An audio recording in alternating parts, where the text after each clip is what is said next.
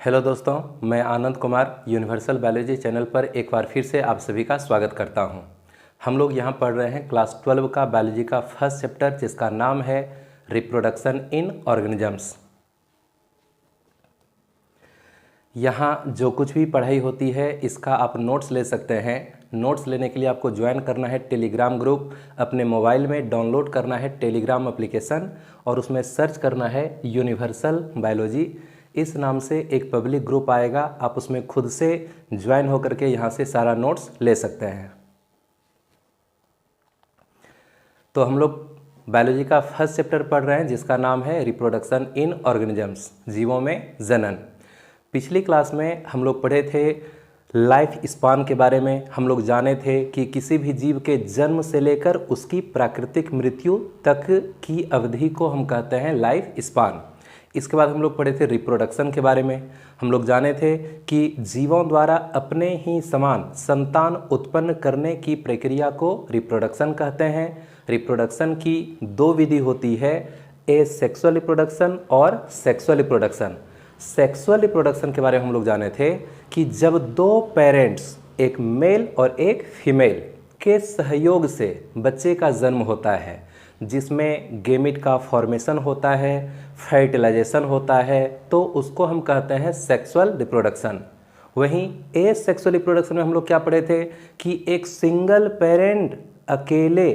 Parent अकेले संतान को उत्पन्न करता है, जिसमें गेमिट का फॉर्मेशन हो भी सकता है या फिर नहीं भी हो सकता है, लेकिन कि फर्टिलाइजेशन नहीं होगा, तो उसको हम कहते हैं एसेक्सुअल रिप्रोडक्शन।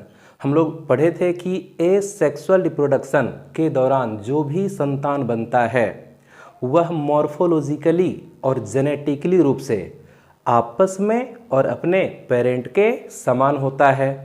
तो ऐसे संतान को हम क्या कहते हैं, पिछली क्लास में पढ़े थे और अभी आप सभी को आंसर खुद से बताना है। तो कमेंट करके बताइए कि एसेक्सुअल रिप्रोडक्शन के दौरान बनने वाले संतान, जो कि मॉर्फोलॉजिकली और जेनेटिकली रूप से सभी संतान आपस में और पेरेंट के भी समान होता है, तो ऐसे संतान को हम क्या कहते हैं।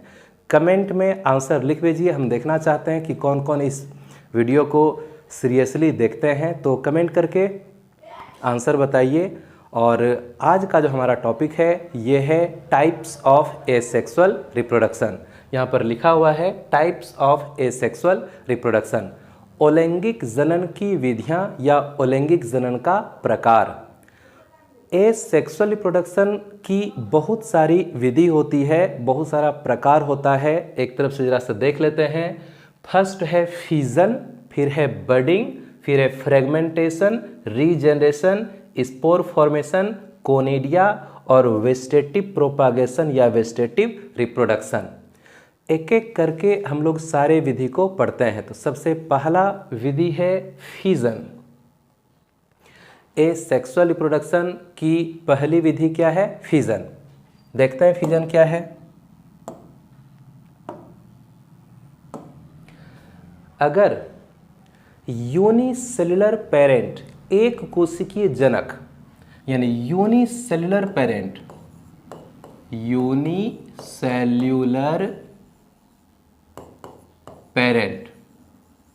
एक कोशिकीय जनक विभाजन करे, डिवीजन करे और या तो दो या अनेक डॉटर्स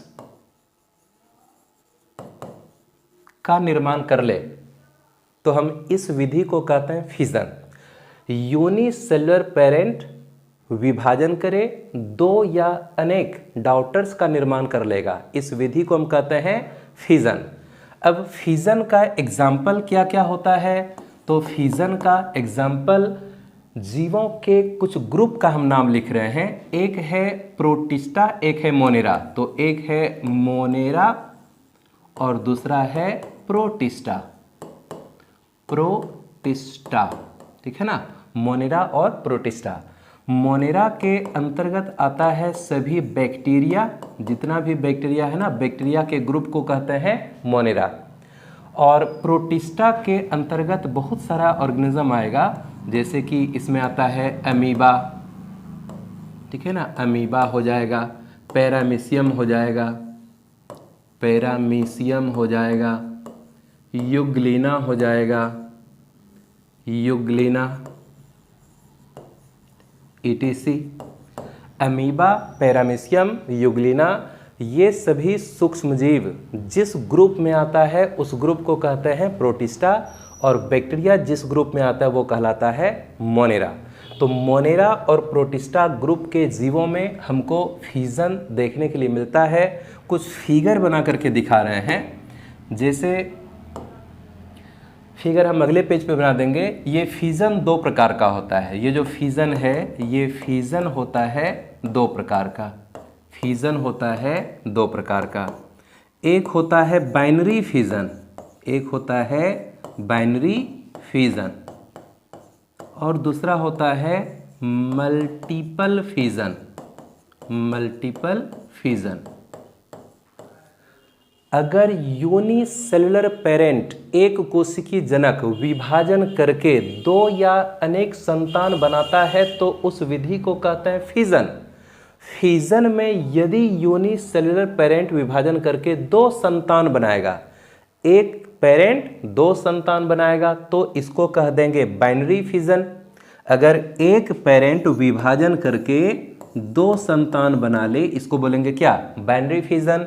और अगर एक पेरेंट विभाजन करके अनेक संतान बना ले, अनेक संतान बना ले, बहुत सारा संतान बना ले, तो हम इसको बोल देंगे क्या, मल्टीपल फिजन। एक एक करके हम लोग देखते हैं कि ये बाइनरी फिजन क्या है और मल्टीपल फिजन क्या है। बाइनरी फिजन, यूनिसेलुलर पेरेंट विभाजन करेगा और कितना संतान बनाएगा, दो संतान बनाएगा। यूनिसेलुलर पेरेंट विभाजन करके दो संतान बनाएगा। लिख देते हैं यूनिसेल्यूलर पेरेंट विभाजन करेगा, डिवीजन करेगा, डिवीजन करेगा और कितना संतान बनाएगा, दो डॉटर, टू डॉटर्स का निर्माण कर देगा। इसका एग्जाम्पल वही रहेगा जो अभी लिखे थे। इसका जो एग्जाम्पल है वही मोनेरा और प्रोटिस्टा। मोनेरा के अंतर्गत क्या आएगा, बैक्टीरिया, और प्रोटिस्टा के अंतर्गत क्या आएगा, अमीबा, पैरामीशियम,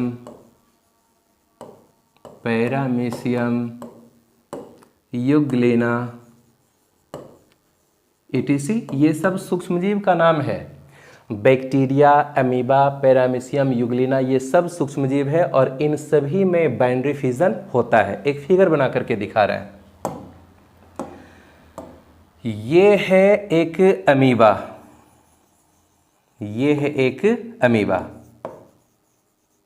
ये है एक अमीबा। अमीबा एक यूनिसेलुलर ऑर्गेनिज्म है, एक सूक्ष्मजीव है। इसके चारों ओर जो हमको झिल्ली दिखाई पड़ रही है इसको सेल मेम्ब्रेन कहेंगे। अंदर में हमको गोल ऐसा स्ट्रक्चर, इसका न्यूक्लियस, इसका केंद्रक दिखाई पड़ रहा है। इस बीच में हमको कुछ लिक्विड ऐसे दिखाई तो नहीं पड़ रहा है लेकिन कुछ लिक्विड होता है जिसको क्या बोलते हैं, साइटोप्लाज्म कहते हैं। होता क्या है कि इस अमीबा, ये जो अमीबा है इसका नेचर है पानी में रहने का। पानी में है मतलब ये अपने अनुकूल परिस्थिति में है, फेवरेबल कंडीशन में है, जहाँ जीने के लायक परिस्थिति है वहाँ पर पड़ा हुआ है। तो जब अमीबा फेवरेबल कंडीशन में रहता है, अनुकूल परिस्थिति में रहता है, तो ये अपनी संख्या कैसे बढ़ाता है, ये बाइनरी फिजन करके अपनी संख्या को बढ़ाएगा। कैसे करेगा बाइनरी फिजन, तो सबसे पहले अमीबा का जो सेल है थोड़ा सा लंबा हो जाता है, थोड़ा खींचा जाता है। अमीबा का ये जो सेल है ना थोड़ा सा लंबा हो जाएगा, इस तरह से थोड़ा सा लंबा हो गया। इसका न्यूक्लियस भी लंबा हो जाता है, इसका जो न्यूक्लियस है वो भी लंबा हो जाता है।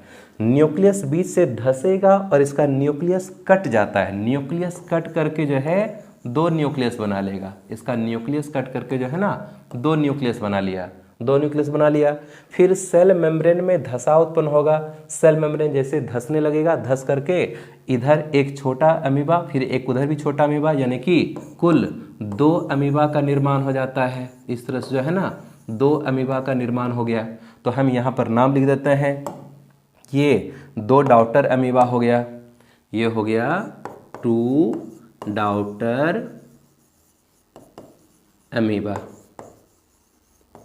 ये 2 डॉटर अमीबा है। और ये फिगर क्या चीज़ का हो गया, तो ये फिगर है binary fission, binary fission in amoeba. Amoeba में ये बाइनरी फिजन का फिगर है, मतलब एक अमीबा है यूनिसेलुलर ऑर्गेनिज्म, ये थोड़ा सा लंबा हुआ, इसका न्यूक्लियस भी लंबा हुआ, न्यूक्लियस बीच से धंस करके कट गया और 2 न्यूक्लियस बन गया, धीरे धीरे सेल मेम्ब्रेन में धंसाव उत्पन्न हुआ और इसके साइटोप्लाज्म का भी विभाजन हो गया और इस तरह से 2 छोटे साइज का हमको डॉटर अमीबा देखने के लिए मिला। तो यही क्या है, बाइनरी फिजन। किस में हुआ, अमीबा में हुआ। ये बाइनरी फिजन का एनसीईआरटी बुक में इस तरह का इमेज दिया गया है। एक अमीबा है, इसका यहाँ न्यूक्लियस है, धीरे धीरे जो है पहले ये जो अमीबा होता है, मतलब जो उसका सेल मेम्ब्रेन बाहर को जो बहुत सारा बिखरा हुआ रहता है, ये थोड़ा सा बिखरापन ये कम हो जाएगा, फिर धीरे धीरे सेल लंबा हो गया, न्यूक्लियस भी खिंचा गया, न्यूक्लियस 2 हिस्से में बट गया, फिर साइटोप्लाज्म का विभाजन हो गया और यहाँ पर हमको 2 डॉटर अमीबा का सेल देखने के लिए मिलता है। तो ये हो गया एनसीईआरटी का इमेज। अब यहाँ पर है टाइप्स ऑफ बाइनरी फिजन।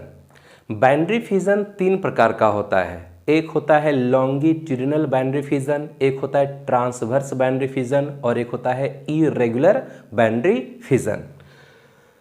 ये सब क्या है, एक एक करके हम लोग देखते हैं। लॉन्गिट्यूडिनल बाइनरी फिजन का एग्जाम्पल है यूग्लिना, अभी सबका फिगर बना करके दिखा देंगे। ट्रांसवर्स बाइनरी फिजन का एग्जाम्पल होता है पैरामीशियम, पैरामीशियम। और इरेगुलर बाइनरी फिजन का एग्जाम्पल होता है अमीबा। सबका फिगर बना करके दिखा रहे हैं, तो ध्यान से समझना है, देखना है ध्यान से। यूग्लिना का फिगर किस तरह से बनेगा, यूग्लिना यूग्लिना इस तरह से बन जाएगा। ये है यूग्लिना, ठीक है ना, उतना अच्छा फिगर नहीं बन रहा है। ये हो गया यूग्लिना का फिगर।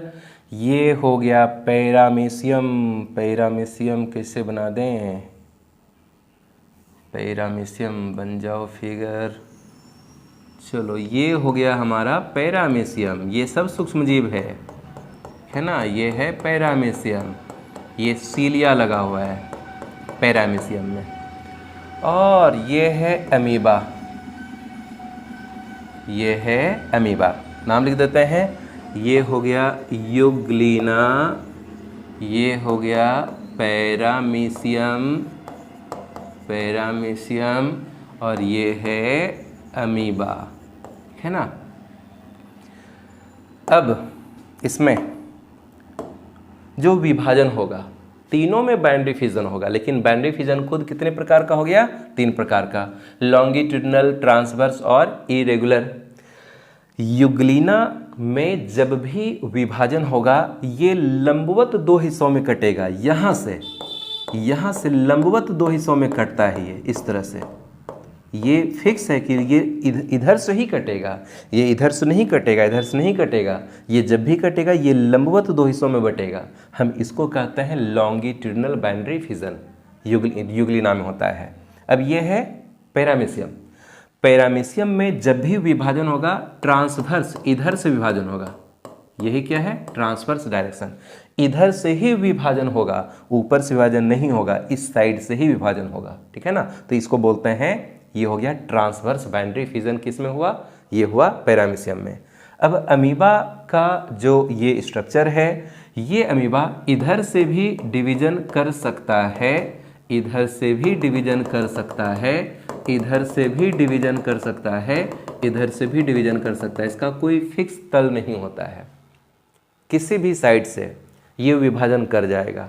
तो हम कहते हैं कि अमीबा में किस तरह का बाइनरी फिजन होता है, इरेगुलर बाइनरी फिजन होता है। इस सभी फिगर को एक बार देख लीजिए ठीक से। और यहाँ पर हम इमेज देख रहे हैं कि लॉन्गिट्यूडिनल बाइनरी फिजन किस में हुआ, ये किसका फिगर है, ये है यूग्लिना का, नाम लिख देते हैं। ये किसका फिगर है, ये है ये है यूग्लिना, ये है यूग्लिना। ये है ट्रांसवर्स बाउंड्री फिजन, ये क्या है, ये है पैरामीशियम, ये है पैरामीशियम, है ना, ये है पैरामीशियम। और ये है इरेगुलर बाउंड्री फिजन, ये हो गया अमीबा, ये हो गया अमीबा। तो बाइनरी फिजन का ये 3 टाइप समझ में आ गया। आगे बढ़ते हैं और अगला टॉपिक हो जाता है मल्टीपल फिजन। अगला टॉपिक हो जाता है मल्टीपल फिजन। बाइनरी फिजन में हम लोग देखें कि यूनिसेलुलर पेरेंट विभाजन करके 2 डॉटर का निर्माण कर रहा था, लेकिन मल्टीपल फिजन में क्या होगा, यूनिसेलुलर पेरेंट विभाजन करेगा और अनेक डॉटर का, मेनी डॉटर्स का निर्माण करेगा, यानी कि यूनिसेल्यूलर पेरेंट डिवीजन करेगा और बनाएगा मेनी डॉटर्स, अनेक संतान का निर्माण करेगा, ठीक है ना। और इसका जो एग्जाम्पल है, इसका जो एग्जाम्पल है, इसका एग्जाम्पल एक तो होता है अमीबा, एक और होता है प्लाज्मोडियम, ठीक है ना। एक होता है अमीबा, दूसरा होता है प्लाज्मोडियम। अमीबा में बाइनरी फिजन भी होता है, अमीबा में मल्टीपल फिजन भी होता है। अमीबा का नेचर है पानी में रहने का, यदि अमीबा पानी में रहेगा तो उसमें हमेशा बाइनरी फिजन होगा, यानी कि अमीबा यदि अनुकूल परिस्थिति में है, फेवरेबल कंडीशन में है, तो अमीबा में हमेशा बाइनरी फिजन होगा। और यदि अमीबा को पानी से बाहर निकाल के सूखा में रख दिया जाए तो सूखा में ऐसा लगता है उसको कि मर जाएंगे, तो मरने वाले कंडीशन को हम कहते हैं, जहाँ जीना मुश्किल हो जाए ना, वैसे कंडीशन को कहते हैं अनफेवरेबल कंडीशन, प्रतिकूल परिस्थिति। तो जब अमीबा प्रतिकूल परिस्थिति में रहेगा तो उसमें मल्टीपल फिजन हो जाएगा। कैसे होता है समझना है ध्यान से। ये एक अमीबा का हम फिगर बनाते हैं, ये है एक अमीबा, ठीक है ना, इधर से बना रहे हैं, ये है एक अमीबा, ठीक है ना, ध्यान से देखना है। ये एक अमीबा का फिगर है। जब अमीबा प्रतिकूल परिस्थिति में अनफेवरेबल कंडीशन में पहुंचता है तो ये अमीबा अपने आप को सबसे पहले गोल कर लेगा। सबसे पहले ये अमीबा जो है ना, ये कैसा हो जाता है, बिल्कुल गोल हो जाएगा। ये कैसा हो जाएगा, बिल्कुल ये गोल हो जाएगा, ठीक है। ये अमीबा कैसा हो गया, ये हो गया बिल्कुल गोल।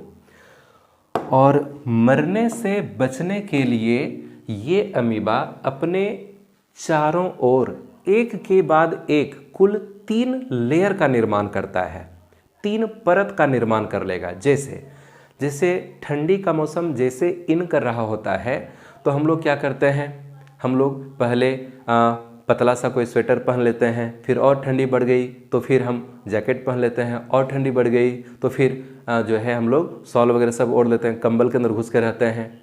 इसी प्रकार ये जो अमीबा है प्रतिकूल परिस्थिति में मरने से बचने के लिए अपने शरीर के चारों ओर पहले एक कवर का निर्माण किया, एक लेयर का निर्माण किया, इसके बाद फिर एक दूसरे लेयर का निर्माण किया, इसके बाद फिर एक और लेयर का निर्माण किया, तो एक के बाद एक 3 लेयर का निर्माण कर दिया।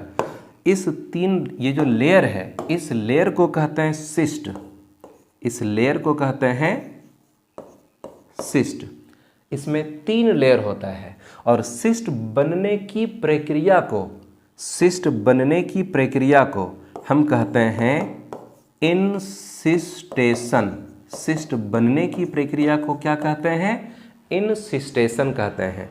और ये कब बनता है, तो प्रतिकूल परिस्थिति में बनता है, अनफेवरेबल कंडीशन में बनता है। लिख देते हैं अनफेवरेबल कंडीशन में बनेगा, इन अनफेवरेबल कंडीशन।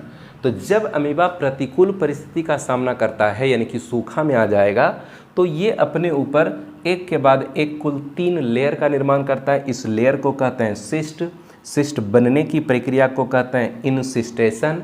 कब बनेगा? प्रतिकूल परिस्थिति में बनेगा।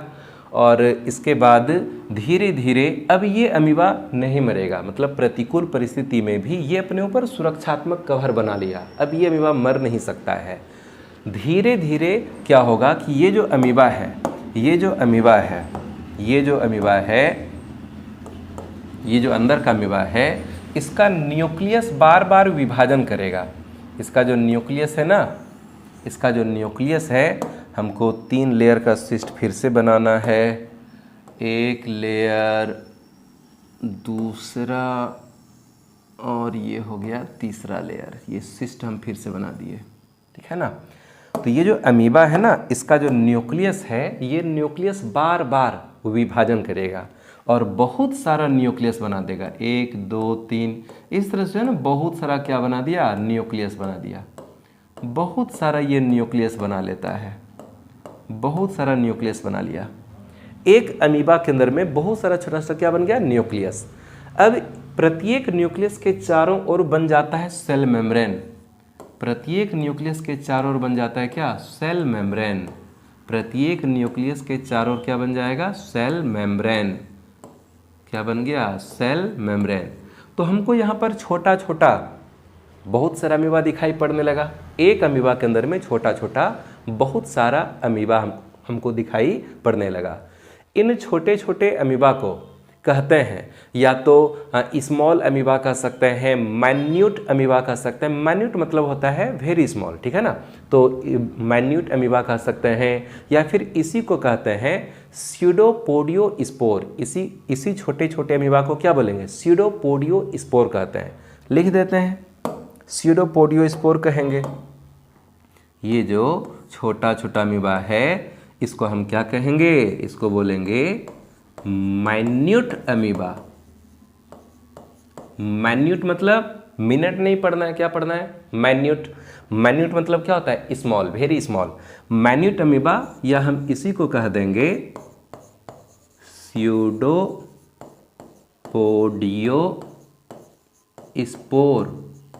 क्या बोलेंगे? स्यूडोपोडियोस्पोर। अब क्या होगा? जब कभी अनुकूल परिस्थिति आएगा, मतलब अगर वहाँ पर फिर से पानी आ जाए, वर्षा हो जाए, किसी भी तरह से पानी आ जाए, तो पानी नहीं रहने पर इस सिस्ट का निर्माण हुआ था। और अगर पानी आ जाए तो पानी की उपस्थिति में ये सिस्ट गल जाता है, ये सिस्ट टूट जाएगा। पानी की उपस्थिति में ये सिस्ट टूट जाएगा, और जैसे ही ये सिस्ट टूटेगा तो अंदर का सारा छोटा छोटा अमीबा बाहर निकल जाएगा। एक और फिगर बनाना पड़ेगा हमको। एक और फिगर बनाते हैं, एक और फिगर बना रहे हैं। इसके अंदर तो बहुत सारा छोटा छोटा अमीबा बना हुआ है ना। ये टूटेगा तो बाहर भी निकलेगा, वही टूटा हुआ फिगर बना देंगे। इसके बाहर ये सिस्ट एक लेयर, दूसरा लेयर, ये हो गया तीसरा लेयर। और चूंकि सिस्ट टूट चुका होगा, सिस्ट जो है ना ये टूट चुका होगा, ये सिस्ट टूट गया है। कब? जब पानी वापस आ जाएगा तब ये सिस्ट टूट जाएगा, और अंदर का ये जो छोटा छोटा अमीबा है या स्यूडोपोडियोस्पोर है, ये सब क्या होगा? बाहर निकल जाएगा। ये सब स्यूडोपोडियोस्पोर बाहर निकल जाता है, ठीक है ना। ये सब स्यूडोपोडियोस्पोर क्या हो गया? बाहर निकल गया। हम इस प्रोसेस को, जब स्यूडोपोडियोस्पोर बाहर निकलता है ना, सिस्ट से बाहर जब निकलता है, तो हम इस प्रोसेस को कह देते हैं, इस प्रोसेस को कहते हैं, इस घटना को, ये जो घटना है, ये जो फेनोमेनन मतलब ये जो घटना है ना, इस घटना को हम कहते हैं स्पोरुलेशन। इस घटना को कहते हैं स्पोरुलेशन। इस घटना को क्या कह देंगे? स्पोरुलेशन कहेंगे। सारा छोटा सा अमीबा बाहर निकल गया, इस घटना को कह दिए क्या? स्पोरुलेशन। और ये जो फिगर हम देख रहे हैं, ये फिगर क्या चीज़ का है? तो ये है मल्टीपल फिजन इन अमीबा। तो अमीबा जब भी प्रतिकूल परिस्थिति में रहेगा वो मरने से बचने के लिए अपने ऊपर एक के बाद एक कुल 3 लेयर का निर्माण करेगा, जिसको बोलते हैं सिस्ट। सिस्ट बनने की प्रक्रिया को कहते हैं इनसिस्टेशन। इसके बाद वो अमीबा जो है वो अंदर ही अंदर उसका न्यूक्लियस बार बार डिवीजन करेगा, ढेर सारा न्यूक्लियस बनाएगा। सब न्यूक्लियस के चारों ओर बन जाएगा सेल मेम्ब्रेन, और छोटा छोटा बहुत सारा अमीबा या स्यूडोपोडियो स्पोर बन जाएगा। जब फिर अनुकूल परिस्थिति आएगा, जब वहाँ पानी आ जाएगा, तो ये सिस्ट टूट जाएगा और सारा स्यूडोपोडियो स्पोर बाहर निकल जाएगा, छोटा छोटा अमीबा बाहर निकल जाएगा। इस घटना को कहते हैं स्पोरुलेशन। ये समझ में आ गया होगा। इस फिगर को थोड़ा ध्यान से देख लेना है। पिछली क्लास में हम स्क्रीनशॉट क्लिक नहीं करवा पाए थे, तो हम आज कोशिश करेंगे कि पिछले लेक्चर का और आज के लेक्चर का, दोनों लेक्चर का जो है ना स्क्रीनशॉट हम क्लिक करवा देंगे। एसेक्सुअल रिप्रोडक्शन का जो नेक्स्ट टाइप है वो है बडिंग। तो हम लोग समझते हैं कि ये बडिंग क्या होता है। बडिंग यूनिसेल्यूलर एंड मल्टीसेल्यूलर दोनों तरह के ऑर्गेनिज्म में संपन्न होता है। और इसमें क्या होता है, शरीर से एक उभार निकलेगा जिसको बोलते हैं बड। बड के द्वारा ऑफस्प्रिंग प्राप्त होगा, ठीक है ना। बड के द्वारा ऑफस्प्रिंग का निर्माण होता है, ठीक है ना। बड के द्वारा ऑफस्प्रिंग का निर्माण होता है। इसका एग्जाम्पल देख लेते हैं। इसका एक एग्जाम्पल है जैसे यीस्ट। यीस्ट यूनिसेलुलर होता है, ठीक है ना। यीस्ट यूनिसेलुलर होता है। और एक एग्जाम्पल हो गया हाइड्रा। हाइड्रा मल्टी सेलुलर होता है। तो ऐसा करते हैं, पहले किसका फिगर देख लें, पहले यीस्ट का देख लें। यीस्ट का देख लेते हैं, ठीक है ना। पहले यीस्ट का फिगर देख लेते हैं। यीस्ट एक सूक्ष्मजीव है। यीस्ट एक सूक्ष्मजीव है। ये है यीस्ट, ठीक है ना। ये है यीस्ट। कैसा फिगर बन गया, देखो। ये है एक यीस्ट, ये है यीस्ट। यीस्ट में यहाँ पर ये जो हमको एक स्ट्रक्चर दिखाई पड़ रहा है, इसको बोलते हैं वैक्यूल। ये न्यूक्लियस नहीं है, ये क्या है, वैक्यूल। ये है न्यूक्लियस। ये क्या हो गया, न्यूक्लियस हो गया। यीस्ट में बडिंग किस तरह से होगा, यीस्ट के शरीर से एक छोटा सा उभार निकल जाता है। यीस्ट के शरीर से एक छोटा सा उभार निकल गया। इस उभार को हम कहते हैं बड। इस उभार को बोल देंगे बड। अब इसका न्यूक्लियस विभाजन करके 2 न्यूक्लियस बना लिया। एक न्यूक्लियस पहले से था, वही विभाजन कर गया, 2 न्यूक्लियस बना लिया। अब धीरे धीरे ये बड आकार में होगा बड़ा। ये बड आकार में होने लगा बड़ा। और 2 न्यूक्लियस में से एक न्यूक्लियस चला गया कहाँ, वो एक न्यूक्लियस चला गया बड के अंदर। बड में एक वैक्यूल का निर्माण होता है। वैक्यूल जो पहले से था वो विभाजन नहीं करता है, क्योंकि वैक्यूल एक डेड स्ट्रक्चर है। वैक्यूल में खुद से विभाजन करने की क्षमता नहीं होती है। तो यहाँ एक वैक्यूल का निर्माण हुआ। अब धीरे धीरे क्या होगा कि ये जो यीस्ट है, यहाँ से वो बड कट करके अलग हो जाएगा, कट करके अलग हो जाएगा। और हम इसको कह देंगे पेरेंट यीस्ट। इसको कह देंगे पेरेंट यीस्ट। और ये हो गया इसका डॉटर। तो ये हो गया डॉटर यीस्ट। ये क्या हो गया, डॉटर यीस्ट। मतलब यीस्ट एक सूक्ष्मजीव है और यीस्ट के शरीर से बस एक उभार निकल गया जिसको बोलते हैं बड। और यही बड धीरे धीरे बड़ा होकर के एक संतान का रूप लिया, लास्ट में अपने पेरेंट बॉडी से कट कर हो गया अलग, अपना स्वतंत्र लाइफ को जिएगा। यही विधि कहलाता है बडिंग। तो ये जो फिगर है ये यीस्ट में बडिंग का फिगर है। बडिंग इन यीस्ट। इसके बाद है एक फिगर के लिए हम यहाँ पर पेज छोड़े हुए हैं और यहाँ पर हमको फिगर बनाना है हाइड्रा का। हाइड्रा का, ठीक है ना। तो हाइड्रा पानी में पाया जाने वाला एक सिंपल टाइप का एनिमल होता है। हाइड्रा जो है ना, यहाँ पर इसका माउथ है, माउथ के अगल बगल में धागा जैसा टेंटिकल्स है, इसको हम टेंटिकल्स कहते हैं, ठीक है ना, इसको टेंटिकल्स कहते हैं। ये बीच में इसका क्या हो गया, माउथ हो गया। ये धागा जैसा स्ट्रक्चर जो है इसको क्या कहते हैं, टेंटेकल्स कहते हैं, ठीक है ना। और ये किसका फिगर है, ये है हाइड्रा का फिगर।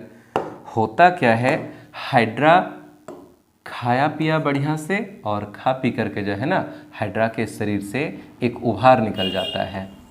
हाइड्रा के शरीर से जो है एक उभार इस तरह से निकल पड़ता है। तो हाइड्रा के शरीर से जो है ना एक इस तरह का उभार निकल गया। इस उभार को हम क्या कहेंगे, बड कहेंगे। इस उभार को क्या बोलेंगे, बड कहेंगे। और ये जो उभार है धीरे धीरे और बड़ा होते जाता है। धीरे धीरे ये उभार और इस तरह से बड़ा होते जाएगा। और ये जो बड है इसमें यहाँ माउथ बन गया, टेंटिकल्स का निर्माण हो गया। और लास्ट में क्या होगा कि ये जो बड है वो अपने पेरेंट बॉडी से कट करके हो जाएगा बिल्कुल अलग।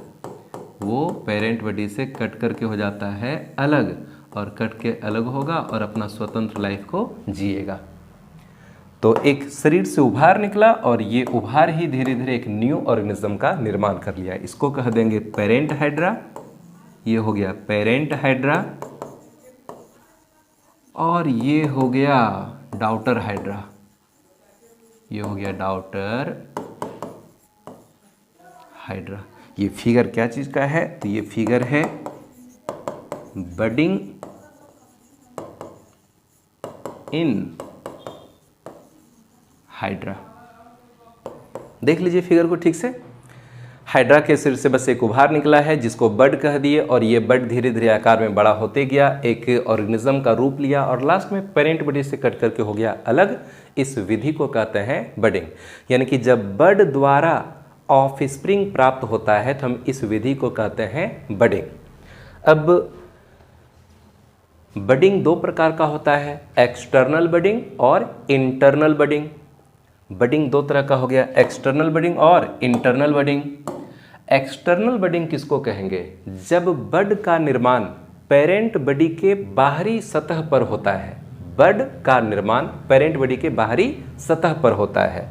यानी कि हम लोग यहाँ पर देखें कि हाइड्रा में जो बड बना है वो शरीर के बाहर तरफ बना है। हमको जैसे हाइड्रा को अगर देखेंगे, हाइड्रा छोटा इंसेक्ट टाइप का होता है, मतलब खास करके नाली के पानी में, गंदे पानी में इतना छोटा छोटा ये एनिमल है और मल्टी सेलर होता है। ये शरीर को अगर देखेंगे तो ध्यान से अगर देखें तो हमको उभार दिखाई पड़ जाएगा। तो ये बड है, शरीर के बाहर तरफ बना है। यीस्ट में भी शरीर के बाहर तरफ ही उभार बना था, शरीर के अंदर तो नहीं बना है, शरीर के बाहर तरफ बना है। तो जब बड का निर्माण पेरेंट बॉडी के बाहरी सतह पर होता है तो हम उसको कहते हैं एक्सटर्नल बडिंग। और यदि बड का निर्माण पेरेंट के शरीर के अंदर हो जाए तो उसको बोलेंगे इंटरनल बडिंग। तो यहां पर थोड़ा सा लिख देते हैं एक्सटर्नल बडिंग में कि बड का निर्माण पेरेंट बॉडी के बाहरी सतह पर होता है। और एग्जाम्पल है यीस्ट हो गया, हाइड्रा हो गया, ईटीसी। इंटरनल बडिंग का मतलब है कि वही बड बन जाएगा पेरेंट बॉडी के अंदर। तो बड का निर्माण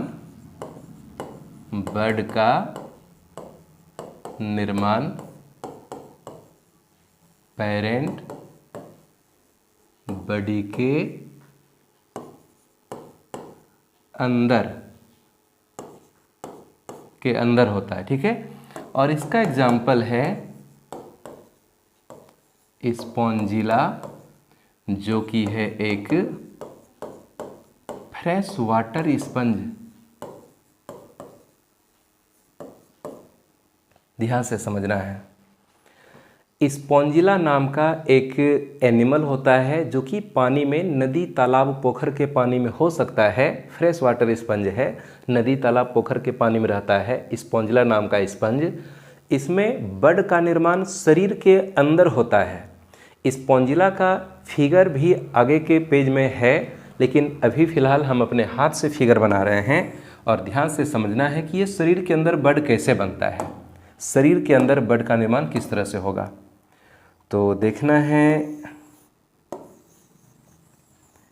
ये है स्पॉन्जिला, है ना, ध्यान से समझना है। ये है स्पॉन्जिला नाम का स्पंज, पानी में पाया जाता है, ठीक है ना, ये पानी में पाया जाएगा। स्पॉन्जिला नाम का ये स्पंज है, स्पॉन्जिला नाम का ये स्पंज है। इसमें ये इसके बॉडी का कैविटी है, इधर से लिखने में दिक्कत हो रहा है, तो ये है इसके बॉडी का कैविटी, खाली स्थान है। इसको हम एक ओपनिंग, इस माउथ टाइप से हम बोल सकते हैं, ये एक ओपनिंग है। और यहाँ से यहाँ तक पूरा इसके बॉडी का क्या है, वाल, ये क्या है, वाल। तो इसके वाल में ही छोटा छोटा बहुत सारा इंटरनल बड बन जाता है। शरीर के अंदर ही जो है ना, इसके वाल में छोटा छोटा बहुत सारा इंटरनल बड हमको देखने मिलता है। यहाँ पर छोटा छोटा जो है ना इंटरनल बड हमको जो है यहाँ पर दिखाई पड़ेगा, इंटरनल बड हमको देखने के लिए मिलता है।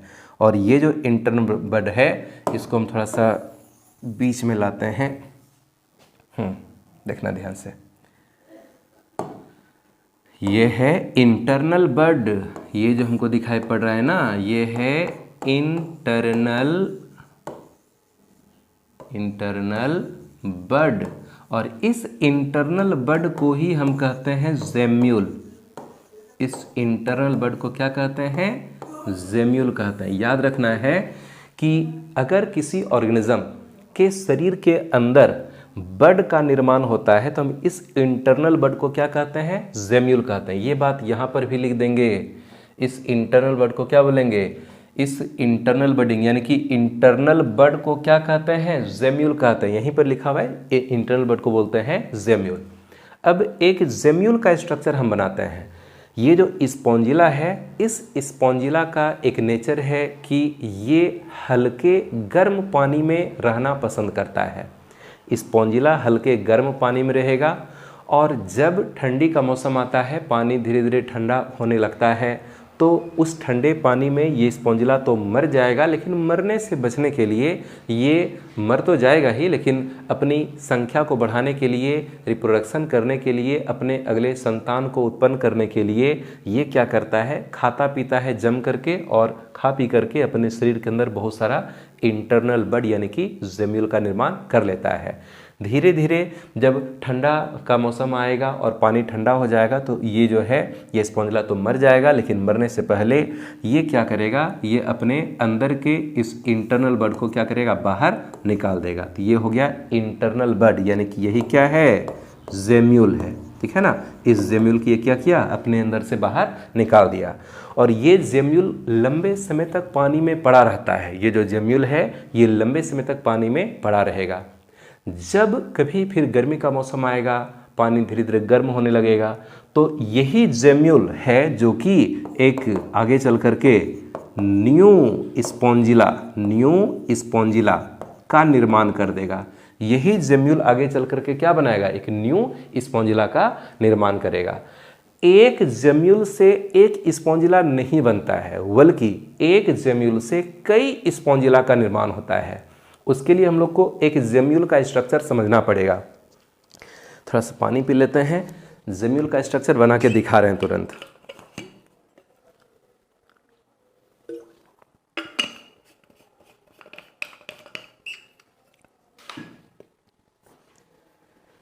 जेम्यूल का स्ट्रक्चर बनाते हैं, स्ट्रक्चर ऑफ जेम्यूल। जेम्यूल का स्ट्रक्चर ध्यान से समझना है, जेम्यूल का स्ट्रक्चर कैसा होता है। जेम्यूल जिस तरह से कि मतलब एक गोल स्ट्रक्चर होता है, तो इसमें 2 लेयर होता है। जेम्यूल में जो है ना 2 लेयर होता है, जेम्यूल में 2 लेयर होता है। एक लेयर तो ये हो गया,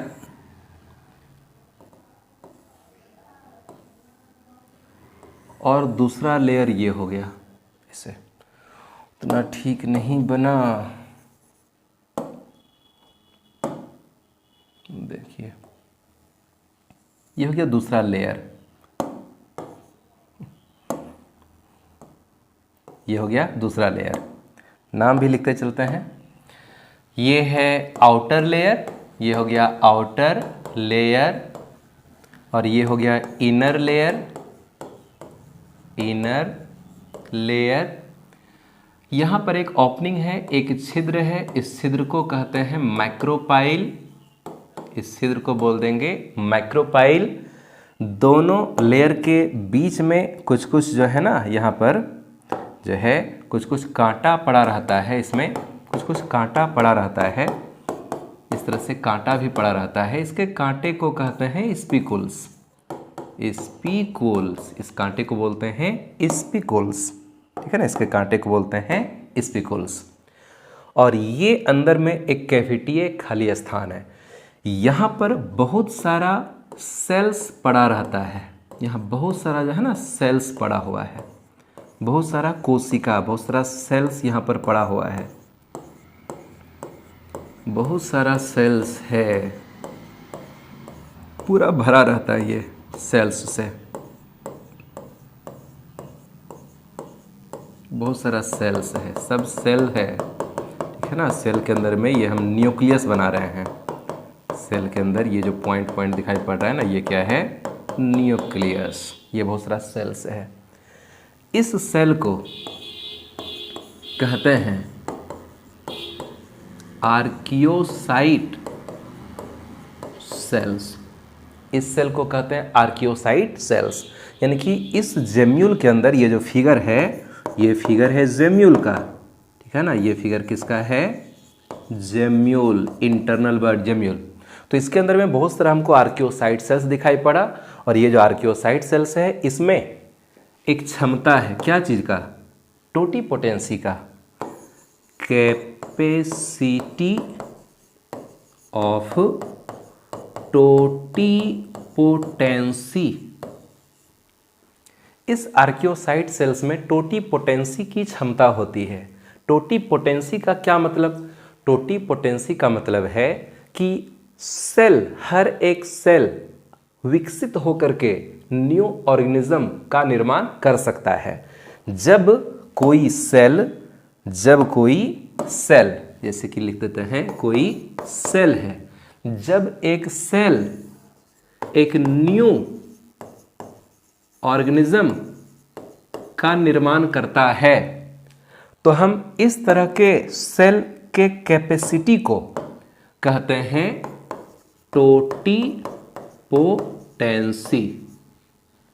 मतलब ये कि कोई एक सेल है, कोई एक कोशिका है, यदि वो विकसित होकर एक पूरा का पूरा जीव बना ले, हम इसको कहते हैं टोटीपोटेंसी।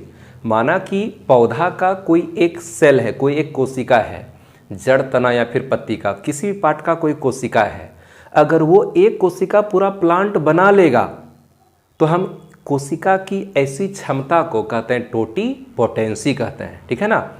रियल में पौधा के हर कोशिका में ऐसी क्षमता होती है कि वो एक नया पौधा का निर्माण कर सकता है। आगे कुछ चैप्टर में हम लोग पढ़ने वाले हैं टिश्यू कल्चर, तो टिश्यू कल्चर में हम लोग इस बात को समझेंगे। लेकिन अभी इतना जान लेना है कि जितना भी ये आर्कियोसाइट सेल्स है ना, सब में टोटीपोटेंसी की क्षमता है, यानी कि ये प्रत्येक आर्कियोसाइट सेल एक न्यू स्पॉन्जिला का निर्माण कर सकता है।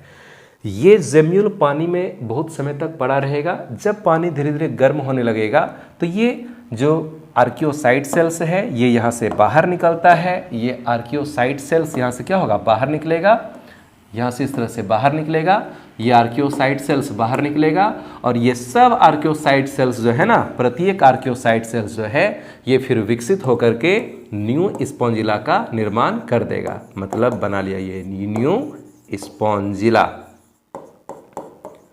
और यही है इंटरनल बडिंग। जेम्यूल का स्ट्रक्चर देख लीजिए ठीक से, लेक्चर के लास्ट में स्क्रीनशॉट हम क्लिक करवा देंगे, ठीक है। तो जेम्यूल का स्ट्रक्चर हो गया। और यहाँ पर हम देख रहे हैं, ये जो फिगर हम देख रहे हैं, ये फिगर, ये है स्पॉन्जिला। ये क्या है? ये है स्पॉन्जिला, ठीक है ना। रियल फिगर है, ये पानी के अंदर होता है, ये स्पॉन्जिला है। और यहाँ पर जो है ना, हम स्पॉन्जिला ये कटा फटा हुआ अंदर का पार्ट दिखाई पड़ रहा है, और ये जो हमको यहाँ पर गोल गोल स्ट्रक्चर दिखाई पड़ रहा है ना, यही क्या है? इंटरनल बड, यानी कि यही है जेम्यूल।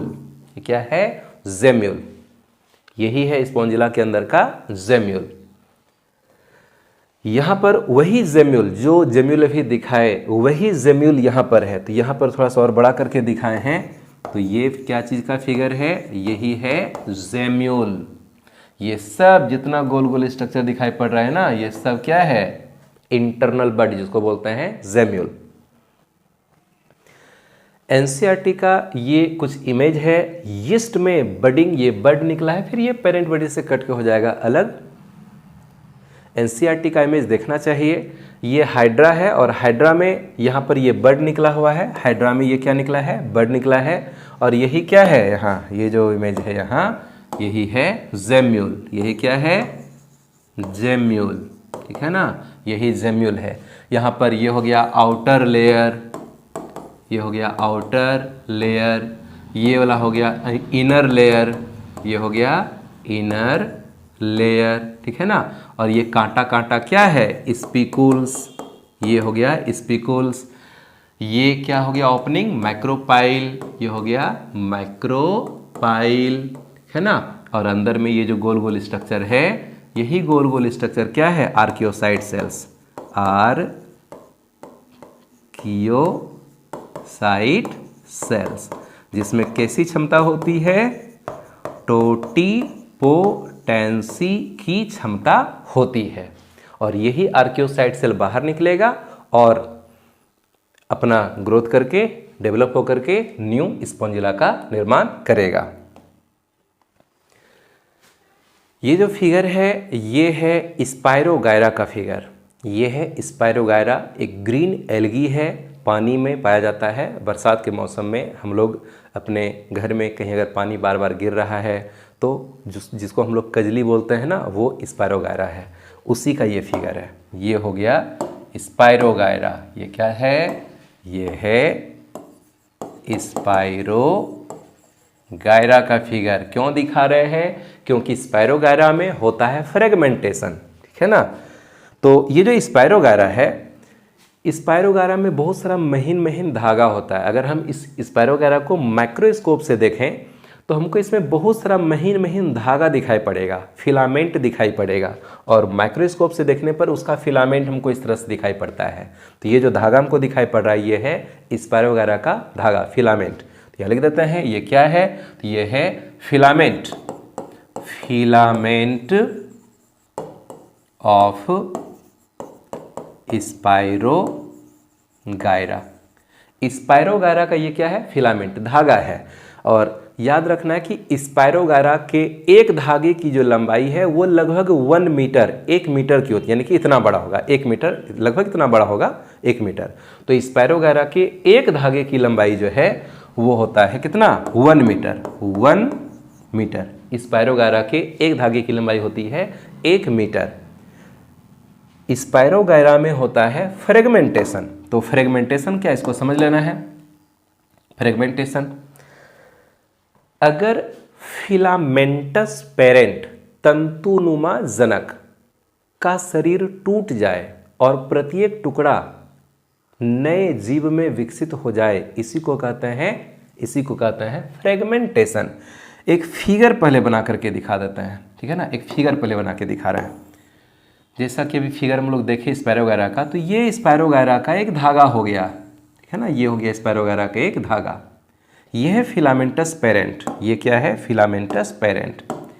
ये है फिलामेंटस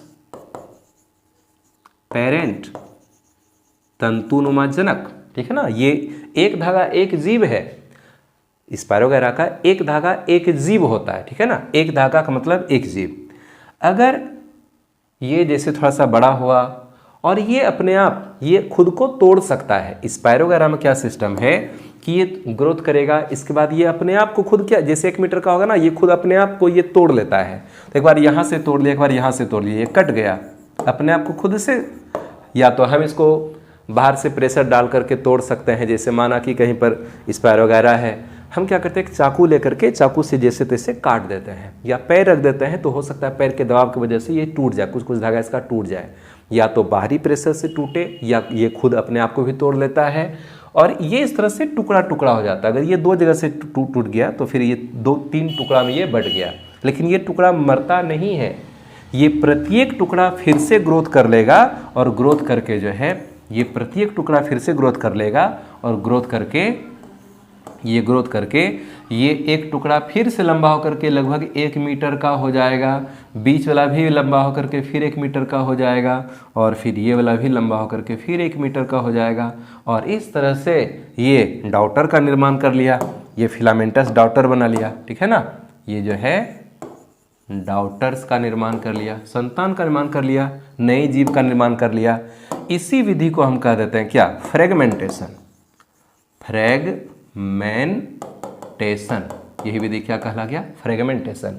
यानी कि तंतुनुमा जनक फिलामेंटस पेरेंट का शरीर टूटता है और प्रत्येक टुकड़े से नए नए जीव का जन्म हो जाता है। इस विधि को कहते हैं फ्रेगमेंटेशन, हिंदी में बोलते हैं खंडन। जितना खंड बना सबसे नया जीव बन गया, लेकिन मरता ये नहीं है। यही है फ्रेगमेंटेशन। लिख देते हैं इसके बारे में, फिलामेंटस पेरेंट, फिलामेंटस पेरेंट टूटकर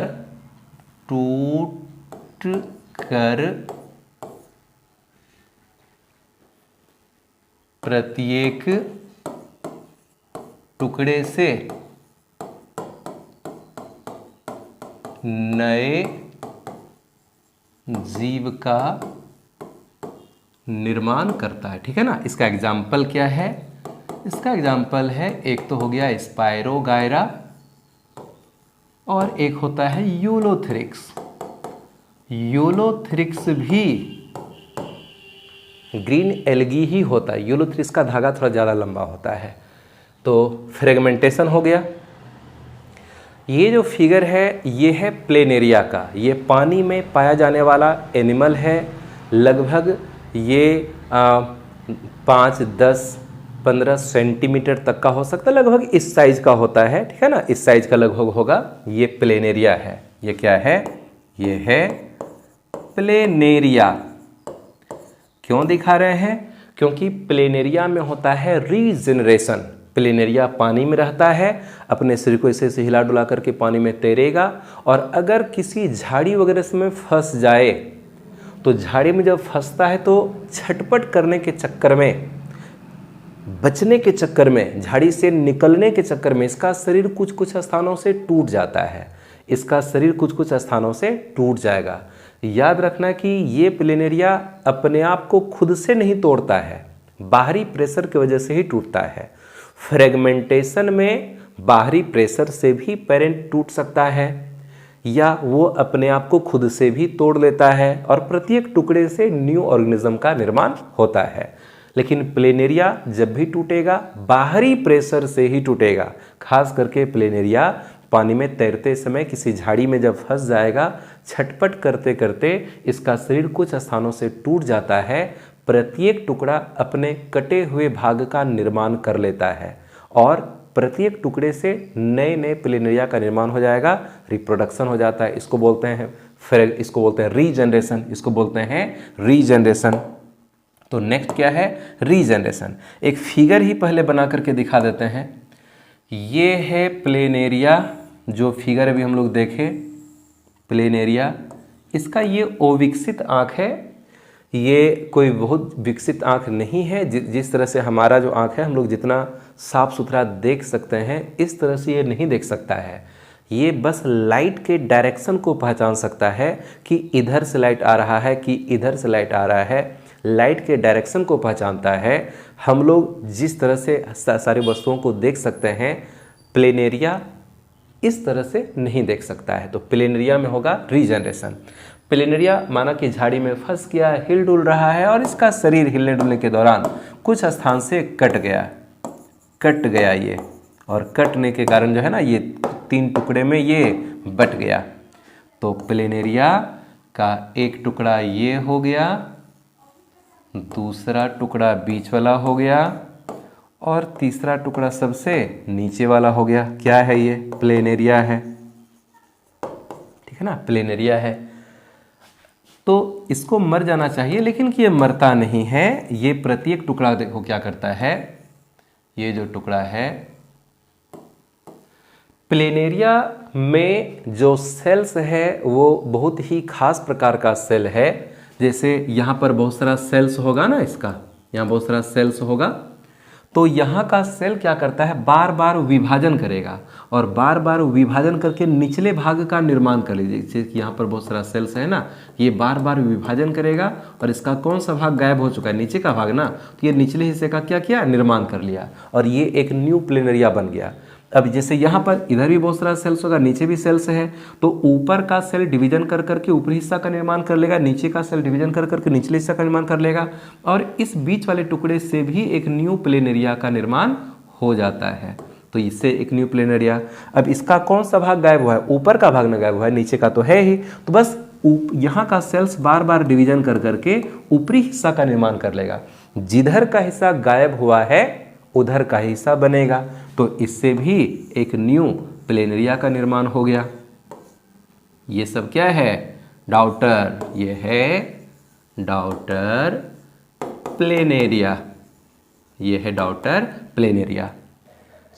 मतलब जब ऑर्गेनिज्म के शरीर का कोई पार्ट टूटता है और वो टुकड़ा अपने कटे हुए हिस्से का फिर से निर्माण कर लेता है, तो हम इसको बोलते हैं रीजनरेशन।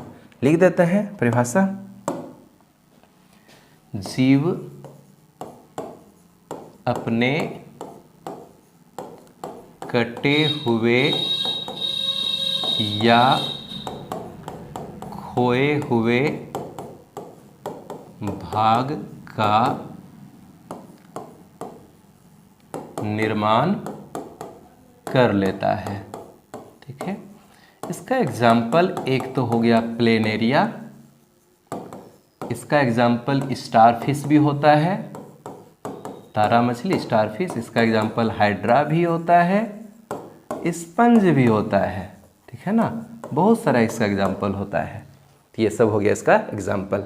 आगे बढ़ते हैं।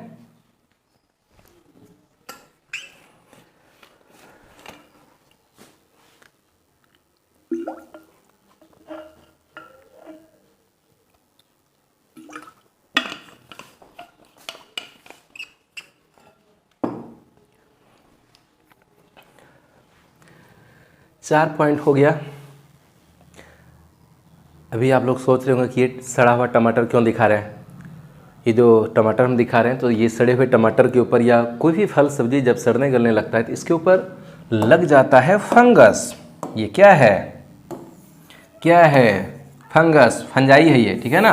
ये क्या है, फंजाई, ये क्या है, फंजाई, फफूंदी है, ठीक है ना। कई प्रकार का होता है, जैसे एक होता है म्यूकर, एक होता है राइजोपस, एक होता है पेनिसिलियम, पेनिसिलियम, पेनिसिलियम, एक होता है एस्परजिलस, एस्परजिलस। कई प्रकार का फफूंदी होता है, ठीक है ना। सड़ते गलते फल सब्जी रोटी ब्रेड, इन सब के ऊपर रुई जैसा व्हाइट व्हाइट फंगस हमको देखने मिलता है, जिसको हम लोग फंजाई कहते हैं, फफूंदी कहते हैं। तो ये फफूंदी कई प्रकार का होता है, म्यूकर, राइजोपस, पेनिसिलियम, एस्परजिलस, बहुत प्रकार का होता है। अगर नग नाक से देखें तो ये सभी एक जैसा ही दिखेगा। इस फंजाई को अगर माइक्रोस्कोप में देखेंगे, इसको माइक्रोस्कोप में देखेंगे तो अलग अलग फंजाई के स्ट्रक्चर में हमको कुछ ना कुछ अंतर देखने के लिए मिलता है। पेनिसिलियम और एस्परजिलस में कोनिडिया का निर्माण होगा। ये जो अगला पॉइंट जो हम बताने वाले हैं, स्पोर फॉर्मेशन, स्पोर फॉर्मेशन के बाद कोनिडिया होगा। तो पेनिसिलियम और एस्परजिलस नाम के फंजाई में कोनिडिया बनता है, म्यूकर और राइजोपस में स्पोर बनता है। ये जो फफूंदी का स्ट्रक्चर है पूरा धागा के जाल जैसा होता है। अगर इसके एक धागे को निकाले ना, इसके एक धागे को, अगर इसके धागे के जाल को अगर बोलते हैं, जैसे जाल का नाम जो हमको जाल जैसा दिखाई पड़ रहा है, इस जाल को, धागों के जाल को कहते हैं माइसीलियम, माइसीलियम कहते हैं। ठीक है ना, स्पेलिंग हो सकता है कि थोड़ा सा मिस्टेक हो, लेकिन ठीक है, माइसीलियम। और उसके एक धागा को, एक धागा को कहते हैं हाइफा। क्या बोलेंगे? हाइफा। ये जो यहाँ पर जैसे रुई ही है, तो रुई में बहुत सारा महीन महीन धागा होता है ना, हम पूरा को बोल दिए, माना कि वही क्या है? फफूंदी है, कवक है, कवक फफूंदी है। तो पूरा जाल को कह देंगे माइसीलियम, और उसके एक धागा को बोलेंगे क्या? मतलब प्रत्येक धागे को बोलेंगे हाइफा। तो बहुत सारा हाइफा धागा होता है, वो सब मिल जाता है, पूरा जाल हमको दिखाई पड़ता है, तो उसको जाल को बोलेंगे माइसीलियम।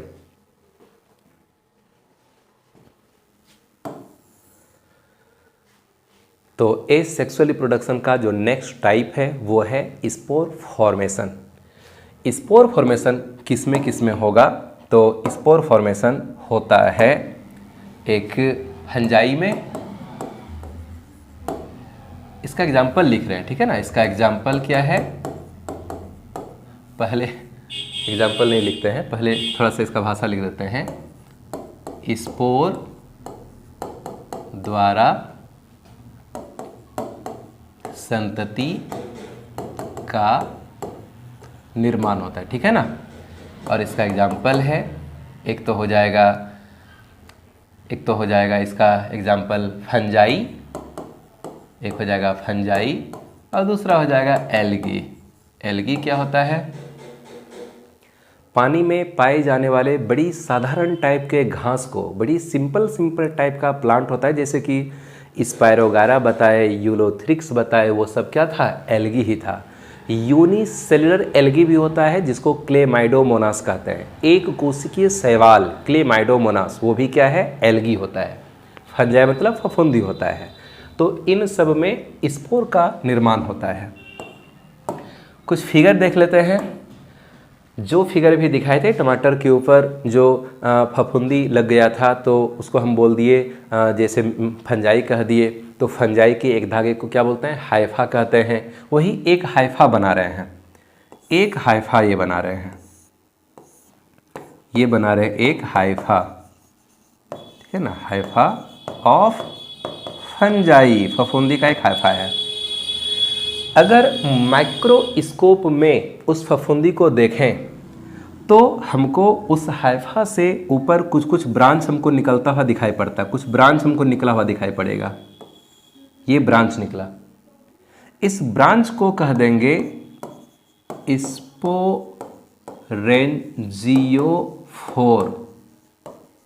स्पोरेंजियोफोर, इसके ऊपर गोल गोल थैली बन जाता है। इस थैली को कहते हैं स्पोरेंजियम।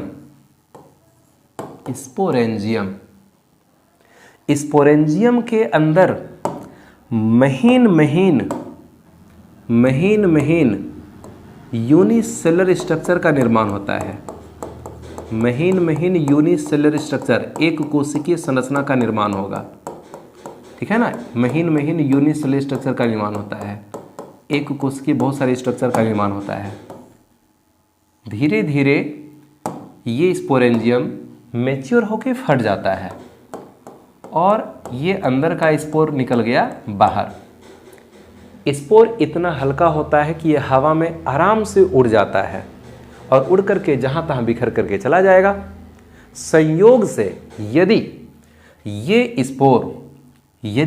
स्पोर किसी नम स्थान में चला गया, माना कि कुछ जो है कटा फटा फल सब्जी कहीं पड़ा हुआ है, उसी के ऊपर स्पोर जाकर के गिर गया, तो नमी वाले स्थान में ये स्पोर अंकुरित हो जाता है। ये जो स्पोर है ना, ये क्या है? ये है स्पोर। ये क्या है? स्पोर। कैसा होता है? यूनिसेल्यूलर। प्रायः हैप्लॉइड होता है, ठीक है ना, कभी कभी डिप्लॉइड भी हो सकता है, लेकिन प्रायः ये हैप्लॉइड होता है, यूनिसेलुलर। तो ये स्पोर नम स्थान में से अंकुरित होता है, ये अंकुरित हो रहा है, अंकुरित हो रहा है ये स्पोर, जर्मिनेटिंग स्पोर है, जर्मिनेटिंग स्पोर्स, ठीक है ना, जर्मिनेटिंग स्पोर अंकुरित हो रहा है और ये अंकुरित होकर के फिर से फफूंदी बना लेगा। जर्मिनेशन किया, जैसे बीज अंकुरित होकर के नया पौधा बनाता है ना, उसी प्रकार ये स्पोर भी अंकुरित होगा और न्यू फफूंदी का, न्यू फंजाई का निर्माण कर लेगा। यही है स्पोर फॉर्मेशन। किसमें बनेगा? फंजाई में, एल्गी में, एल्गी में भी स्पोर बनता है, ठीक है ना। अब हम लोग जरा सा देख लेते हैं टाइप्स ऑफ स्पोर। स्पोर वैसे तो कई प्रकार का होता है, लेकिन जो बुक में दिया गया पढ़ने के लिए वो बस जू स्पोर दिया गया है, लेकिन हम लोग यहाँ एक और स्पोर हम लोग पढ़ लेंगे। दो तरह का स्पोर पढ़ लेते हैं, जू स्पोर और अप्लेनो स्पोर। जू स्पोर जो है इसमें जैसे ये स्पोर है और इस पानी में तैरने के लिए इसमें दो फ्लैजेला, दो पूंछ जैसा स्ट्रक्चर जिसको फ्लैजेला कहते हैं, वो लगा हुआ है। अप्लेनो स्पोर में ऐसा कोई फ्लैजेला लगा हुआ नहीं है। ये है फ्लैजेला, ये है फ्लैजेला। ये जो फिगर है ये है जू स्पोर का और ये है अप्लेनो स्पोर का, अप्लेनो स्पोर का। जू स्पोर बनता है, जू स्पोर का जो निर्माण है ना, जू स्पोर किस में बनेगा? तो जू स्पोर बनता है किस में? तो ये बनता है फंजाई में, ठीक है ना। ये बनेगा इन सॉरी ये एल्गी में बनता है, ठीक है ना, ये एल्गी में बनता है। एल्गी शैवाल में जू स्पोर बनेगा और ये जो अप्लेनो स्पोर है ये बनता है, ये बनेगा इन फंजाई, ठीक है ना, फंजाई में बनता है अप्लेनो स्पोर। जू स्पोर जो होता है ये पानी में तैर सकता है, गति कर सकता है, क्योंकि इसके पास में फ्लैजेला है, इसलिए ये खुद से गति कर सकता है। ये होता है मोटाइल, मोटाइल को हिंदी में कहेंगे चलनशील, ये गति करने योग्य है, ठीक है ना। और अप्लेनो स्पोर जो होता है ये होता है नन मोटाइल, नन मोटाइल, ओ चलनशील, ओ चलनशील। ये खुद से गति कर नहीं सकता क्योंकि इसके पास कोई फ्लैजेला है नहीं, और इसको गति करने की आवश्यकता भी क्या है? ये तो सूखा में बनेगा, हवा में उड़ करके ट्रांसपोर्ट कर जाएगा, लेकिन जू स्पोर जो होता है ये पानी में बनता है और पानी में तैरने के लिए इसमें क्या लगा रहता है? फ्लैजेला। तो दो तरह का स्पोर होता है, एक गति करने वाला, एक गति नहीं करने वाला। जो गति करेगा वो होगा जू स्पोर और जो गति नहीं कर सकता वो होता है अप्लेनो स्पोर। स्पोर के टाइप को हम लोग देख लिए। एसेक्सुअल रिप्रोडक्शन का जो नेक्स्ट टाइप है वो है कोनिडिया। कोनिडिया जो होता है वो बिल्कुल स्पोर के ही समान होता है। कोनिडिया किसके समान होता है? स्पोर के समान होता है। और कोनिडिया बनता किस में है? तो इसका एग्जाम्पल याद रखना है। सबसे पहले पेनिसिलियम तो जरूर याद रखना है, ठीक है ना। पेनिसिलियम, कुछ फंजाई, ऐसे लिखते हैं, कुछ फंजाई, कुछ फंजाई। अब कौन कौन सा? तो एक नाम याद रखना है, एक नाम याद रखना है, पेनिसिलियम, पेनिसिलियम, और एक नाम याद रख लेना है एस्परजिलस, एस्परजिलस। पेनिसिलियम और एस्परजिलस नाम का फंजाई होता है, और अगर हम इसको माइक्रोस्कोप से देखें तो इसका जो धागा होता है ना वो भी कहलाता है हाइफा, वो भी कहलाता है हाइफा। तो उसका फिगर बना देते हैं। जिस तरह से भी स्पोर बना के दिखाए थे ना, उसी तरह से ये हाइफा है, ये हाइफा हो गया, ये क्या है? हाइफा ऑफ किसका? पेनिसिलियम लिख देते हैं, ठीक है ना, पेनिसिलियम। ये पेनिसिलियम का क्या है? हाइफा है। पेनिसिलियम से यहाँ पर कुछ ऐसे ब्रांच निकला ऊपर, और इसका ब्रांच से और भी बहुत सारा ब्रांच बन जाता है। हम इसको कहते हैं कोनिडियोफोर, इस ब्रांच को कहेंगे कोनिडियोफोर। ये भी हाइफा ही है, लेकिन इस हाइफा पर बनने वाला है कोनिडिया, इसलिए हम इस हाइफा को कह देंगे कोनिडियोफोर। ऊपर में यहाँ पर यूनिसेलुलर स्ट्रक्चर बनना शुरू होता है। जैसे एक यही कोनिडिया है। एक कोनिडिया बना, अंदर का सेल फिर डिवीजन करेगा, फिर न्यू कोनिडिया बनाएगा, तो पहले वाले को आगे खिसका दिया जाता है, फिर न्यू बनेगा तो अगले दोनों को फिर और आगे खिसका दिया जाएगा, तो नया वाला पीछे साइड रहेगा, पुराना वाला आगे साइड रहेगा। ये बहुत सारा कोनिडिया बना। यूनिसेलर स्ट्रक्चर, एक कोशिकीय स्ट्रक्चर है कोनिडिया। कोनिडिया और स्पोर में बस इतना सा अंतर है कि स्पोर किसी थैली के अंदर बनेगा, थैली को कहेंगे क्या, स्पोरेंजियम, और कोनिडिया बनता है हाइफा के शीर्ष भाग पर चैन के रूप में, श्रृंखला के रूप में, किसी थैली के अंदर ये बनता नहीं है।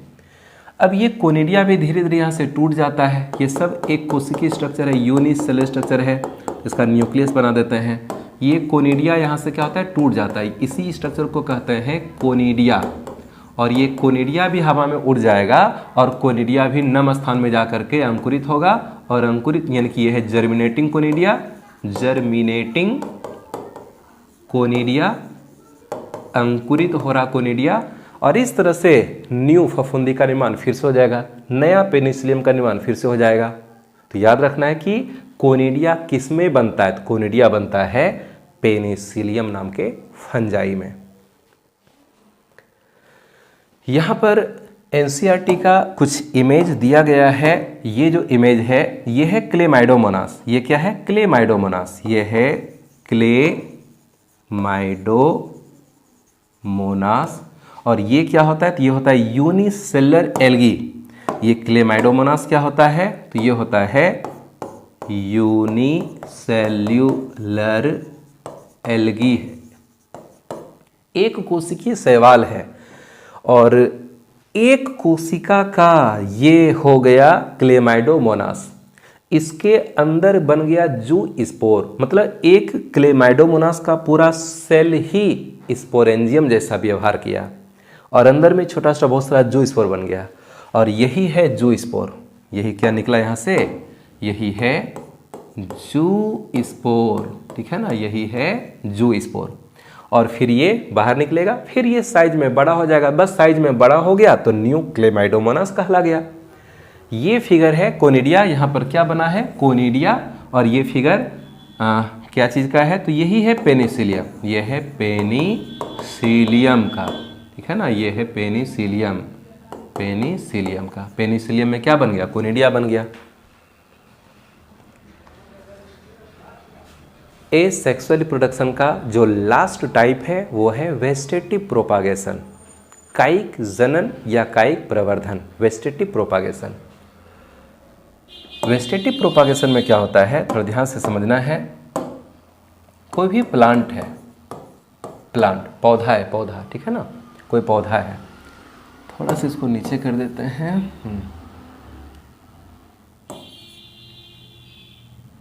देखना ध्यान से। ये कोई पौधा है, पौधा का दो भाग होता है, पौधा का दो भाग होता है, एक होता है वेजिटेटिव पार्ट, वेजिटेटिव पार्ट, और दूसरा होता है reproductive part, reproductive part. Vegetative part में क्या क्या आता है, तो वेजिटेटिव पार्ट में एक आ जाएगा रूट मतलब जड़, दूसरा स्टेम यानी कि तना, तीसरा लीफ यानी कि पत्ती। जड़ तना पत्ती को कहते हैं वेजिटेटिव पार्ट, पौधा का वेजिटेटिव पार्ट, कायिक भाग। रिप्रोडक्टिव पार्ट में आएगा फ्लावर, ठीक है ना, रिप्रोडक्टिव पार्ट में क्या आएगा, फ्लावर, फूल आएगा, फूल, क्या हो गया, फूल हो गया। फूल से बन जाता है फल, फ्रूट, फल के अंदर में बन जाता है सीड, सीड यानी कि बीज, ठीक है ना, और ये जो बीज है ये बनाता है नया पौधा। बीज क्या बनाएगा, नया पौधा बनाता है, बीज अंकुरित होकर बनाता है नया पौधा। जब बीज से नया पौधा बनता है तो हम इसको कहते हैं सेक्सुअल रिप्रोडक्शन, सेक्सुअल रिप्रोडक्शन। जब बीज अंकुरित होकर नया पौधा बनाएगा तो हम इसको बोलते हैं सेक्सुअल रिप्रोडक्शन, क्योंकि बीज का निर्माण होता ही है मेल गेमिट और फीमेल गेमिट के बीच फर्टिलाइजेशन होने के बाद। यानी बीज बनता है सेक्सुअल रिप्रोडक्शन के दौरान और बीज से नया पौधा बनना सेक्सुअल रिप्रोडक्शन कहलाता है। लेकिन हम लोग कई पौधों में देखते हैं कि पौधा के जड़ से नया पौधा बन जाएगा, तना से नया पौधा बन जाएगा, पत्ती से नया पौधा बन जाएगा। जैसे शकरकंद, स्वीट पोटैटो, जड़ है, जड़ रूपांतरित जड़ है जिसे हम लोग खाते हैं ना शकरकंद, वो जड़ है। उसको जमीन में रोप देंगे, यानी कि ऐसे भी फेंक देंगे ना जमीन में, तो वो अंकुरित होकर के नया पौधा का निर्माण कर लेगा, जड़ से नया पौधा बन जाता है। गुलाब के डंठल को काट के रोपते हैं, डंठल से यानी कि तना से ही नया पौधा लग जाता है। हल्दी, अदरक, आलू, ये सब जो होता है ना, जो उसको यूज करते हैं, खाते हैं, ये सब तना का रूपांतरण है। तना के रूपांतरण से ही हल्दी, अदरक, ओल, ये अरबी हो गया, आलू, ये सब बना है तना के रूपांतरण से। इन सब को बस जमीन में रोप देंगे, ये अंकुरित हो जाएगा और नया पौधा बना देगा। मतलब तना से भी नया पौधा बनता है। ब्रायोफिलम की पत्ती से नया पौधा बनता है। तो कई पौधों में ऐसा लक्षण होता है कि पौधा के जड़, तना या फिर पत्ती से नया पौधा बन जाता है। यानी कि जड़, तना या पत्ती से भी क्या हो सकता है, नया पौधा बन सकता है। ठीक है ना, इससे भी नया पौधा बन सकता है। तो जब पौधा के जड़, तना या पत्ती से नया पौधा बनता है तो हम इस विधि को ही कहते हैं, ये एसेक्सुअल रिप्रोडक्शन हुआ, अलैंगिक जनन हुआ। और अलैंगिक जनन की इसी विधि को कहते हैं वेजिटेटिव प्रोपागेशन। इसको बोलते हैं वेजिटेटिव प्रोपागेशन, प्रोपागेशन।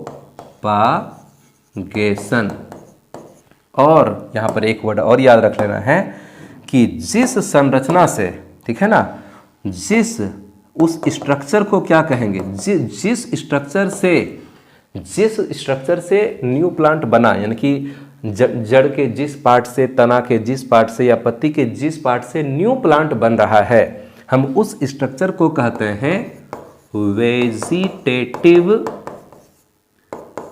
प्रोपाग्यूल। उम्मीद करते हैं कि दिखाई पड़ रहा होगा। वेजिटेटिव प्रोपाग्यूल कहते हैं। जैसे कि गुलाब का पौधा है, एक तना है, तना को काटे और उस तना को रोप दिए, नया पौधा लग गया। तो तना के जिस टुकड़े से नया पौधा लगा, तना के उस टुकड़े को हम क्या कह देंगे, वेजिटेटिव प्रोपाग्यूल कह देंगे। यानी कि वह एसेक्सुअल रिप्रोडक्शन जिसमें पौधे के किसी भी वेजिटेटिव पार्ट जैसे कि रूट, स्टेम, लीफ, जड़, तना या फिर पत्ती से नए पौधे का निर्माण होता है, उस विधि को ही कहते हैं वेजिटेटिव प्रोपागेशन। और उस स्ट्रक्चर को, जिस संरचना से जड़, तना, पत्ती के जिस हिस्से से नया पौधा बना, उस स्ट्रक्चर को बोल देंगे वेजिटेटिव प्रोपाग्यूल। तो यहाँ पर थोड़ा सा परिभाषा लिख देते हैं। पौधा के किसी भी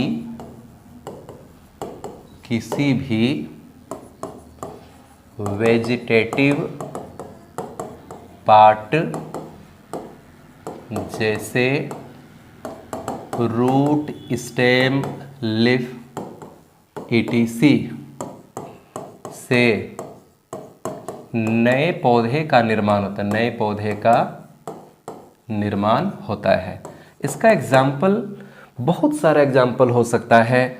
जैसे इसका एग्जाम्पल दे सकते हैं हल्दी, अदरक,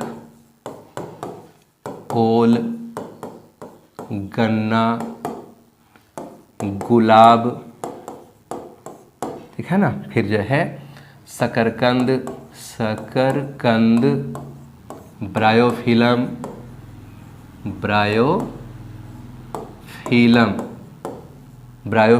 etc. बहुत सारा एग्जाम्पल इसका हो सकता है। तो जब पौधा के किसी भी वेजिटेटिव पार्ट यानी कि जड़, तना या फिर पत्ती से नए पौधे का निर्माण होता है तो हम इसको कहते हैं वेजिटेटिव प्रोपागेशन और उस स्ट्रक्चर को कहते हैं वेजिटेटिव प्रोपाग्यूल। बहुत सारे पौधे में जड़, तना, पत्ती से नया पौधा बनता है। और यहाँ पर हम देख रहे हैं एक फिगर जिसमें कि ये ब्रायोफिलम की पत्ती है और उसके पत्ती के किनारे से ये छोटा सा पौधा निकल आया है, ठीक है ना। ब्रायोफिलम की पत्ती के किनारे से ही ये जो कटा कटा सा किनारा है ना, ब्रायोफिलम की पत्ती का जो किनारा थोड़ा कटा कटा सा दिखाई पड़ता है, इसके किनारे से न्यू प्लांट निकलता है जिसको हम लिफ बड कह सकते हैं या छोटा सा पौधा कह सकते हैं। फिर ब्रायोफिलम की ये पत्ती टूट जाएगी और ज़मीन में गिर जाएगी, बड़ी वाली पत्ती तो सड़ गल करके ख़त्म हो जाएगी और ये जो छोटा सा पौधा निकला हुआ है ये ज़मीन में स्थापित हो जाता है और ये न्यू प्लांट बना लेता है।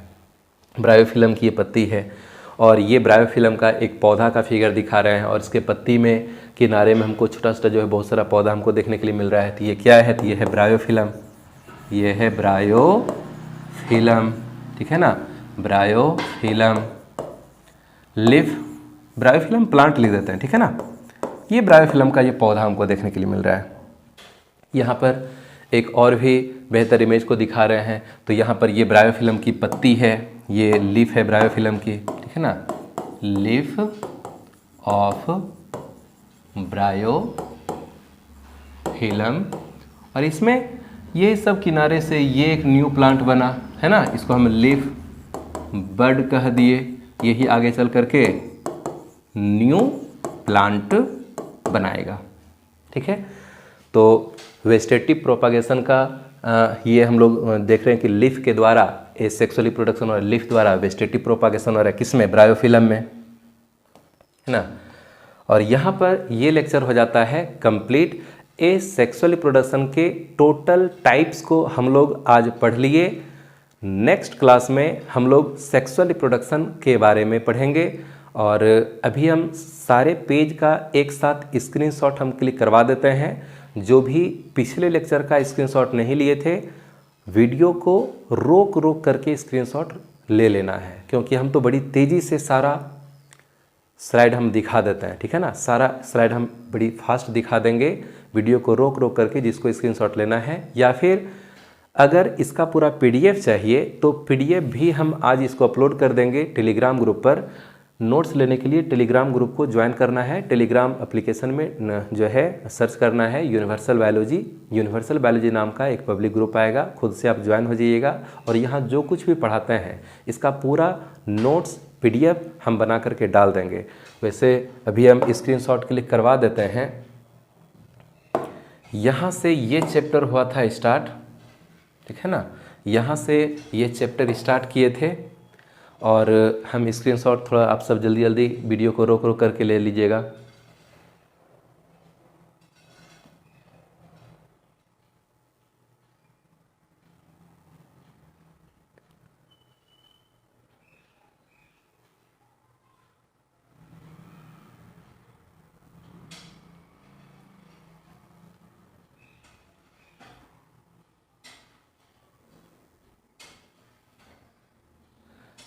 यहाँ से सेकेंड लेक्चर स्टार्ट होता है, ये आज का है। यहाँ से एसेक्सुअल रिप्रोडक्शन का टाइप,